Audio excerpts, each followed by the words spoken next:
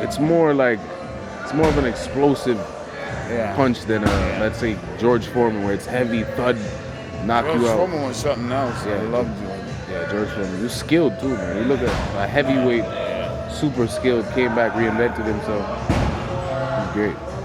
Smart.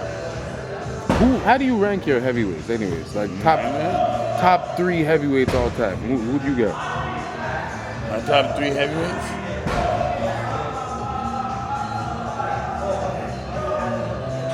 Lennox is in the top 3. Yeah, he's in my top 3 too. He has to be in the top 3. Yeah. He avenged both losses. He fought the who's who of the 90s. Lennox has to be in the top 3. Right. I don't know where I'd put him in the top 3. Then of course, Muhammad Ali. You have to have Muhammad Ali in there. And from 12 to 2, my last pick, George. George Foreman. 100%. Really, yeah? Well, look at what George did. I mean, you can't deny him. I mean, he only lost to Ali really in his heyday. You know? And he came back at 44 years old and won the heavyweight championship of the world. Just knockout ratio. Unbelievable. It's funny, my top 3 is very similar, except I don't have George. I have Larry Holmes. All right, Larry Holmes. Okay, Larry Holmes would probably be the next one in the 4. But in the 4, I rate George Foreman over him because George was a huge puncher. He came back at 44 years old. 44 years old, and he didn't just. See, you see, there's a lot of fighters that were champion back in the day, and they come back and they have a one-off. Right. They just have one fight and they fight for the world champion. Yeah, he came back and was He came champion. back and had like 20 fights and built his way up to fighting. He beat up Michael Moore too, didn't he? Yeah. That's who he beat. For the title, right? Out. Yeah. But and he fought the young Lions.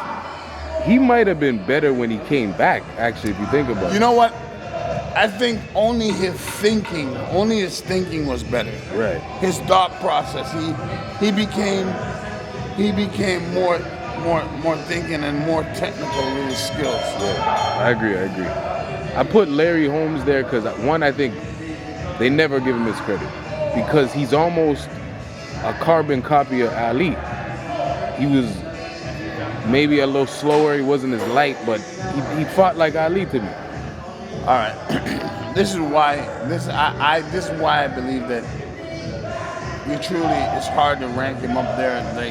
Is because of the generation that he fought in. The generation that he fought in. You know, name me 5 fighters that he fought In their prime, that were still. Name me 5. Because he beat Ali, but it was at the end. You can't count Ali. Name me 5 He fighters. fought that he beat. Yeah. Yeah. I mean, didn't he fight? Let me check. Hold on. See, I know. I know. Yeah, you tell me that. He fought Jerry Cooney. All right, but that's He not. fought Carl the Truth Williams. That's okay. He fought Ernie Schaefer. Ernie Schaefer? Not Ernie Schaefer. Did he fight Ernie Schaefer? He might have fought Ernie Schaefer. Yeah, he fought Ernie Schaefer. He fought Ken Norton. Yeah, he beat Ken Norton. He beat Ken Norton. But a whole bunch in the 90s, he fought a whole bunch of 90s and 80s. He fought a whole bunch of guys that were like what's his name? Terrible. He fought Terry. He fought Tubbs. Fought a whole bunch of people, but no names. They didn't have the names or the credibility. So like the era that he fought in, he had just come off of Ali beating Ali, Yeah, and they hated him for that. Yeah, they hated him for that. And when he said that Rocky Marciano couldn't carry his jackstrap, Okay, he was wrong for maybe saying it. Was he wrong though? Was he wrong? Like in that, who wins that fight? He's a bigger man, more skilled. Of course he does, but like, man, Rocky Marciano they were just too big, right? For Rocky Marciano was like special. I watched that guy and like he could punch. Like, I mean, he beat Ezra Charles, he beat Jersey Joe Walcott. Yeah. And like the man, you got to give the man his dues. That's a guy that was tenacious and he just kept on coming. 49-0, you can't deny that. I felt the same way because you feel like you're looking at the Great White Hope and you're like, he couldn't beat. And then you look at who he beat. And you're like, oh no, wait, hold on. He actually. But they say that and like Mike Tyson came at the right time. Right. Mike Tyson. So the timing is everything. Would he have been a heavyweight champion in this era in the 90s, you know? It's been tough. Huh? For Tyson or for No, for Rocky. Rocky, oh. I guess it depends on the era, right? Yeah.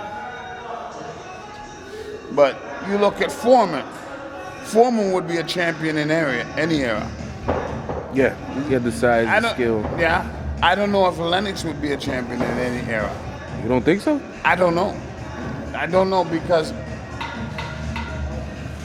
if you look at it, I'm going to say this. Emmanuel Steward was a master. Emmanuel Steward taught big men how to fight little men. Before Emmanuel Steward, big men weren't winning heavyweight championship of the world. When you say big, you mean 6'3", basically. Yeah. Think about it. Yeah, I mean, because even Ali was smaller, like slim. He wasn't, slim and move, dance. Quick, yeah. Men over 250 were not winning heavyweight championship of the world because they'd get outworked and outbeat up by the smaller men. But what Emmanuel started to do, Emmanuel started to teach big men how to fight and beat small men. Before that, they never knew how. Think about it. When did the big men start to win world titles? Was around that time. 90s. Where we started to see that. But 90s. Funny enough, Tyson's era was around that time. He was a small man too. That's what I'm saying though. They knew if you look at it, Custom Model is a genius. Yeah. Because Custom Model knew that Tyson only had a window to win that heavyweight championship. He knew it. I tell you why he knew it. Because they sparred with Lennox Lewis in 86. Yeah. In the 86. And he knew he was coming. And they knew the big man was coming. He even told Lennox that they would fight for the coveted heavyweight championship of the world. Yeah. He knew they were coming. And big men came after that. Because if we look at it now, they're all super heavyweights. Yeah, they're big. They're big boys. Men. They're big men. So you credit Emmanuel Steward for that? 100%. Yeah. Emmanuel trained the Klitschko's. He did, yeah. He did basically all the big heavyweights. And he trained... Didn't Riddick Bowe go to him at one point too? I'm not sure. And he trained Tyson Fury. He did? Yeah. I was in the corner with him when he was training Tyson. Oh, yeah? One fight.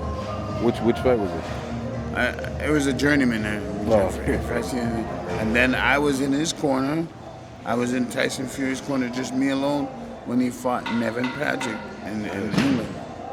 What's he like as a Tyson? What's it? Fun. He's just a fun guy. He's big old fun guy. guy. 6'9", yeah. That's funny. You traveled all over coaching, eh?